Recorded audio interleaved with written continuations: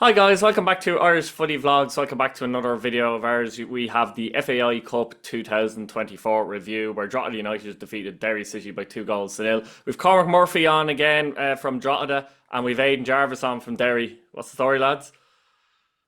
I'm not too bad, I must I'm say. sure you're not too bad, Cormac. I wish I could say the same. I was Oh, just I going to say know. one of you are elated and one of you are very disappointed, but we'll get on to Cormac first because it's obviously a couple of days, Cormac, after the final. Has it sunk in yet?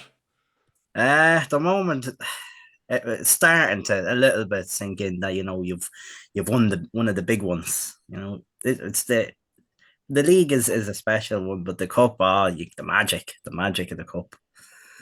100%. It's starting to sink in a little bit. Starting to sink in I a little bit. think once Saturday's over, it'll be even more sunk in. Yeah, that's probably the difficulty actually, because usually when you win the FAI Cup, and Aid knows this as well, because Derry won it 2 years ago, that the players, etc., and the fans can really go on a mad celebration for a few days, let's say. But from Drogheda's point of view, they can't actually do that, can they?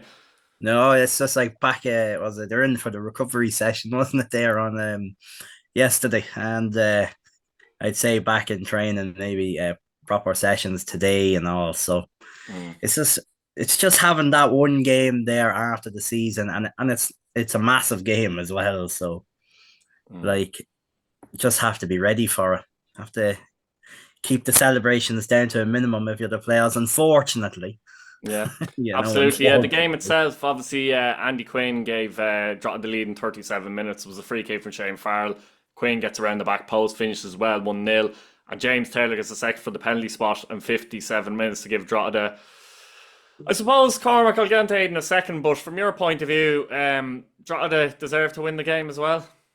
I think so. Yeah, no, I think we deserve to win it. Like, we did what we set out to do, like in a way. Like Derry, it seems like they just kind of have this way of playing where it's you pass the ball around, like they're passing the ball around to get it out wide into the box, head it out. So it was kind of recycling the same patterns of play throughout that 90 minutes. Except they did have two good chances there in the before Draw had obviously scored from the set piece. Um, well, Luke Dennison making a very good save from the first one, the flick on, and there was that other chance just a few minutes before the set piece. So they did have them two chances, but bar that, there wasn't really much given from Derry, which was disappointing, if I'm honest, because you would think that they would bring they'd be up for considering the league disappointment. But it seems like they brought that end of season Mm, form into this final. mm. Yeah, Aidan, I suppose we have to talk to the penalty first because, when you see it freeze framed and all that, it looks like it might have been Yeah. just slightly outside the box or on the line. But I have to say, in real time, that's a very difficult one to get right or wrong. And you can understand why it was given, I suppose, could you, in a sense? Yeah, no, 100%. In real time, I had no complaints. So it looked, absolute stonewall at the Mm, time. I didn't even see anything I didn't even think for a second it was outside the box, until, later on in the evening where you start seeing photos circulating online. And then I showed you and stuff, just, uh, like a bit of a wind up, but I couldn't have no complaints at the time. So I couldn't. yeah, I suppose, Aidan, I suppose talk about the performance from Derry City. What did you think of it? Obviously, they lost the match, and that's all very disappointing. But the performance, Yeah, no, it's brutal. So it's been awful for the last 2 to 3 months. mm, I can't remember a game where we, either played well. Like, you don't expect they dominate, everyone, but mm, you expect to, with the caliber of players that we got and stuff, you expect to be able to, see through a good first half at least, or a second half. You know what I mean? We're constantly conceding goals first. I can't remember the last time we nearly scored first. So it is, mm. and even What's the with, stat? Isn't there stat? They haven't scored a goal in the first half since Bruno. yeah, Is that right? it, yeah. So we haven't scored a first half goal since Bruno Magpies, which, what does that tell you? Feels like a long time ago. Long And time, isn't it? Like, And the last time before the league game, I believe, was away to Bowes. Again, we went behind in that game. It was the time when Diallo gave away the penalty, and stuff. And then he scored in the first half just straight after he made amends. And then we went on to win the game and stuff. But the performance has just been shocking. Ever since after Europe, I don't know what's happened with the squad or with the management, etc. But we're just far too predictable. It's as Cormac said. I remember yourself saying a tweet online with Kevin Doherty out tactic Roy. There's nothing to do. Put two men on Michael Duffy and just stay compact in the midfield. That's it. You'll get your chances against Derry. I think it's a case of they can be easy to read, Aidan, I think, isn't it, in the last while, especially they're easy to read, Derry, you know how they're going to play, and I don't know if, for me, it looks like, I mean, I could be wrong here, but it looks like to me that the players in the last month or two, particularly, because it's got worse, the performances overall, I have to say, it looks like the players have lost belief in what they're trying to do under the manager. That's what it looks like to me. And on Sunday, I don't think it was a case that Drogheda wanted it more. It looked like that because Drogheda believed in what they were doing and they believed in the setup, they believed in their manager, that kind of way. I'm not sure Derry do the same. And I think that came into the performance. I thought maybe Derry might on the big day come out and put in a performance, because they put in good performances in the Cup this year. Some of the best performances have actually come in the FAI Cup, actually. And I thought they might, put in a performance in that sense. But I wasn't surprised either to see that side of Derry come into the final either. And if someone told you that was going to happen, you would have put your money on Drogheda to win the game, Yeah. I wasn't I was saying that to everybody on the way down the train and the likes of the people online, etc., within all our supporters. And I wasn't confident going down.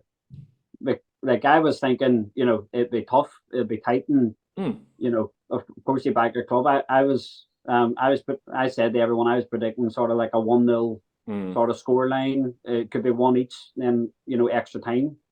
Some people thinking it was going to be a walk in the not a walk in the park, but a comfortable a 2-0 victory, because they're going by probably rightly so. They're thinking off shells previously, back in the last cup final, bigger pitch. We normally do better in bigger pitches against Drogheda, but as I said, for half of their squad, it was a far bigger day out, if you know what I mean. So sometimes them types of players can outshine maybe the more the likes your Conleys, your Patchins, your McElhennys, or Duffys, who's been there and won it before, etc. Yeah, I did say, Cormac, I think in the preview, that Drogheda do revel in that underdog tag, in fairness, and there was no nerves from them on the day at all, actually. They just played like they were playing, for me, watching them play, they were like they're playing normal league game in many ways. What did you think of that? I to be honest, it did feel like a normal league game. So it did. It the way we set out. It's like there were no nerves. I'd say there were nerves, but it just felt like we went out and we knew what we were going to do. We can mix it up in the way we play, but there were long balls going into Perot. I think Shane Farrell actually said about long balls on in an interview on RTE there, and they're getting them into Perot and also working on set pieces with the bigger pitch, and the narrative of the bigger pitch with Drogheda. I think it can be we played Shamrock Rovers. I know Tala's a bigger pitch than United Park, and obviously when we played Shamrock Rovers this season, up there when we drew 1-1, we played really well on that day as well. And Tala's it is a big pitch, but we can revel on playing in big pitches. If you give Dara Markey space and getting wing backs forwards, we can play it. I think you called it right there. I think the wing backs actually were superb on the day for Drogheda, and they gave them that real width and drive on each side. Conor Kane done more of the attacking football, you could argue, probably because Elisha was tasked more with keeping an eye on Duffy, in which he done brilliantly. But those wing backs were up and down for Drogheda, and I think that made it a little bit easier for them to deal with that. Because I thought if Derry played well, they could get overrun in midfield, Drogheda, in which they didn't get overrun in midfield. But because Derry didn't play well, McElhenney went off injured and that sort of thing as well. But he wasn't having a massive impact anyway, to be honest. But I thought those two wing backs, looking back in it, gave Drogheda an awful lot. Elisha was named man of the match, wasn't he? Elisha. Yeah. And I thought he was sensational defensively. Like, sensational. I think we did double man on Duffy, like getting someone in there, and he, like, there was a lot of bit stuff. at times. He still dealt with him when he was 1-on-1 at times as well. And At times he did get beaten a few Duffy times. did look sharp at the same time. It's just Elisha's defending was superb. Like, it's not like Duffy had a bad game, if you get me. That kind of way. No, he did get past him a few times now, so he did, like, But we had players in the box heading there, like Bulge or Webster, Quinn, heading balls out, like even midfielders coming back, Ryan, and who was superb as well with the head bandage, just everyone fighting for everything, every ball that came into the box, trying to block crosses, shots, just throwing the bodies on the line for Kev, for the team, for everyone, knowing their job and doing it successfully. You see one thing, Keith, where just with Cormac saying, like, it was exactly one thing I was saying to you in the past, and even on the build up to this, is how much we pass it wide on crosses. Like, I think Cormac said crosses there now about 4 or 5 times. Do you know what I mean? Because that's all we do. We've no other, like, in the midfield play. I think the only thing we had throughout that game was the time when McElhenney played a nice 1-2 pass with Diallo, and then he had that little chance where it went straight at the keeper. And then the only really cross that materialized of any sort was McMullen crossing it to Danny Mullen, but it was sort of behind him, and he just had to do it the best he could with a flick. Do you know what I mean? But there's no clear-cut chances. And you're right, and that's the funny thing is that did suit Drogheda, because Drogheda have got 3 centre-backs, like, 3 lads who can head a ball, Quinn, Webster, and Bulger, and for most of the game, up to the point they were 2 up anyway, they'd 1 man up front. So if you're getting crosses into the box, Danny Mullen's obviously up front, they have to be absolutely, like, so accurate with 3 central defenders who are so good, and played well in the day, and zonally were good and didn't give Mullen much space. It was only later on in the game when they were 2 down, they did bring Hubin and Whelan on, but it felt like a bit panicky at that panic stations at that time, didn't it? Yeah, like it's the same thing we've been watching for, for months.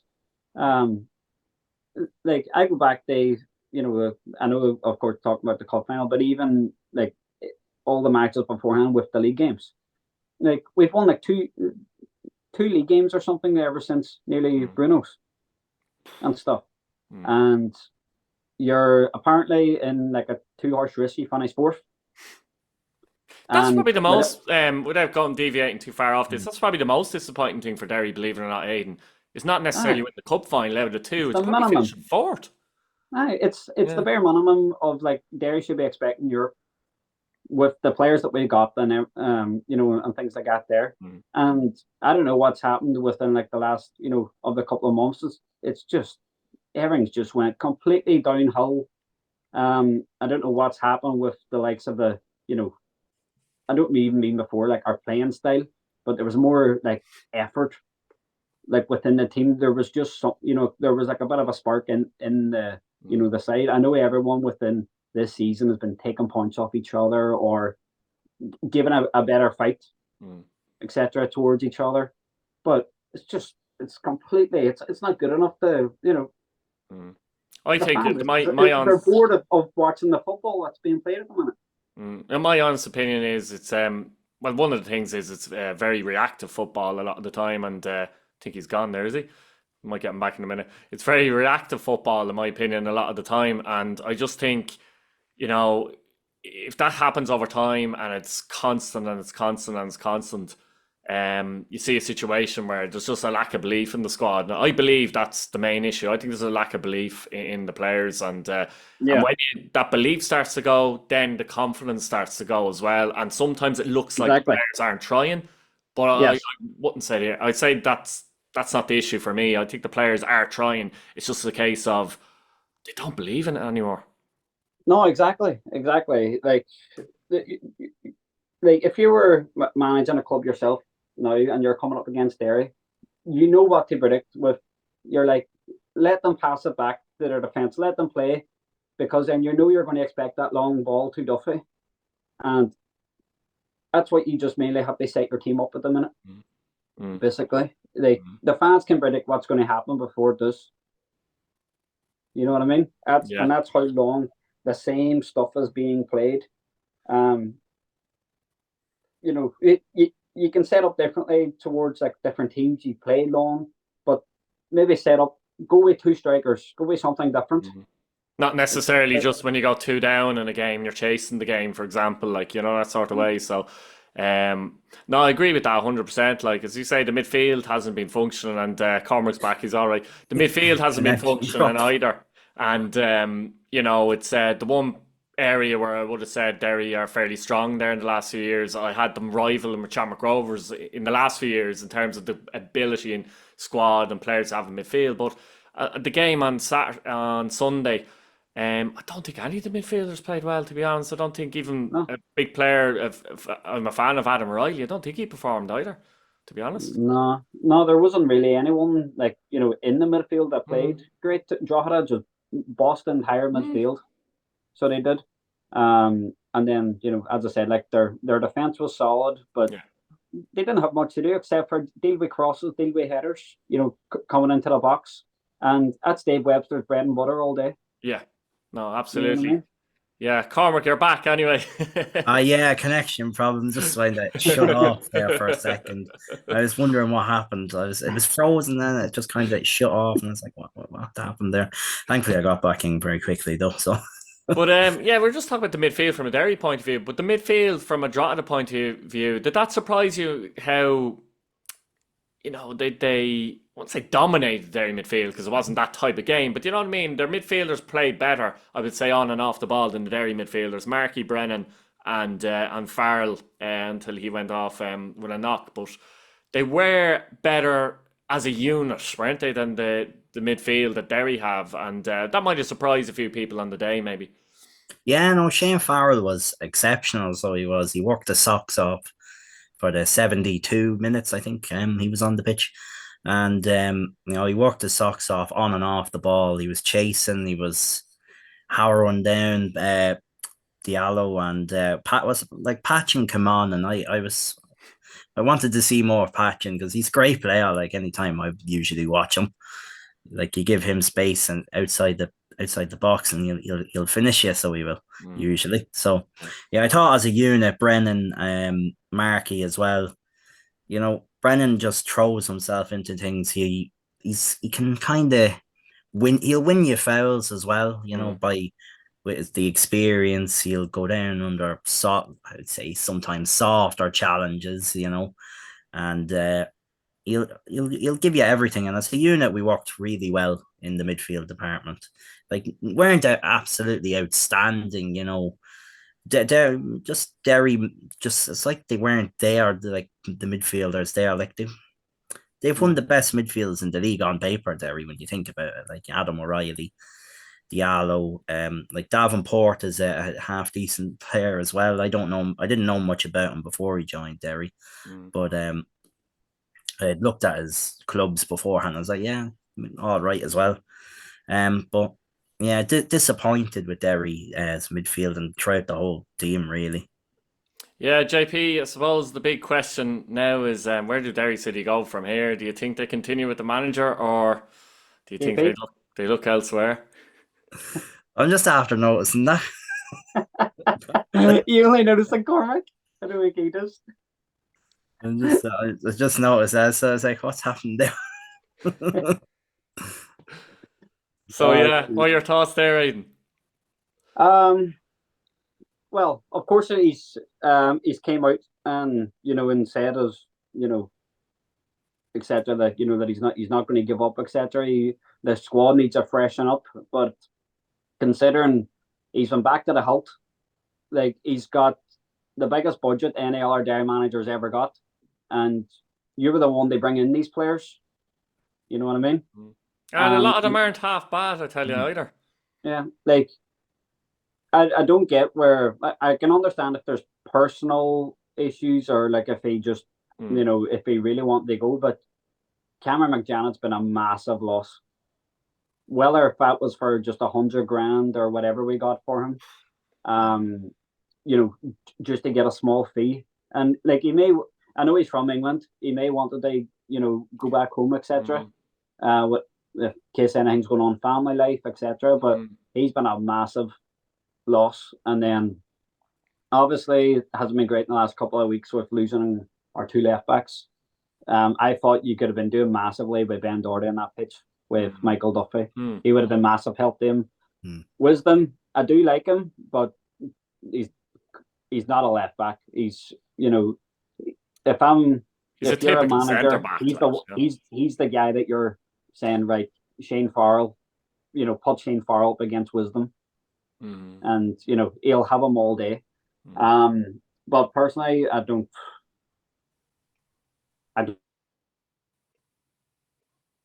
see how that he stays at the minute with the way things are going. He's under a lot of pressure with the fans. I've been laying off with him over time, but I didn't think I'd get this bad personally at the end of the season with the likes of, if you told me back, around even after Bruno's, even after losing that result, I still would have said we would be minimum top 3. You know what I mean? Of course, no one would have expected St. Pat's to go on this run. Yeah, but still, I think everyone would have said minimum top 3. Everybody. Yeah, you should. You still need to take care of your own business and stuff. And the performances have just been shocking with our defensively, like regards of going behind on matches, and then the likes of. There's been plenty of times this season where teams have gone, got their own man sent off, and they've still been the better side, Sligo, etc. and things. So it just hasn't been good. And I would like to say, because like Rory, I really do like him. He has he's a gentleman and stuff, but I just don't see how things can continue at the moment. But at the same time, I do be saying to myself, like, who do you get in? You know what I mean? I can't think of a lot of names. I'm sure a lot of people struggle, but personally, it's just for the standard, it hasn't been good enough. It's been the worst points tally since he's been here too. Yeah, it's not great, as you say, with the squad he has. I suppose finally from you, Cormac, as well, what does this win mean, do you think, to the town of Drogheda itself? If you could see the scenes in the town after the game and all, and the celebrations, and it means, I think, a whole lot to everybody. I mean, to win it, like, the scenes down in Scotch Hall and the players and the ultras off the pyro across the bridge, and it was fantastic scenes, and it means a lot to everybody. But it's as I'm trying not to, because I don't want to get relegated still. So, it's kind of like one down, one to go. But it just means a lot, because we're going to be playing the European football for the first time as well since 2013. So I mean, that's going to be massive for us. And for me, if you win on Saturday, then Kevin Doherty is give him the statue there, build it. He'll be for me. He'll be the greatest manager that we've had. Like that's my own personal opinion, but like that, I haven't been around the 70s, 80s, 90s, even the early 2000s. So, yeah, it means a lot. It still doesn't feel real, let's just say. Yeah, I can sense that off you a bit, to be honest, is that you're not quite catching it yet. And I think the game on Saturday doesn't help, to be honest with you. I think that's the point as well. Look, guys, brilliant stuff. We leave it there. Thanks, Aidan, for coming on. Thanks, Cormac, for coming on. Guys at home, let us know what you think in the comments. Derry City or Drogheda fan. Let us know your thoughts and subscribe to the channel. Cheers, boys.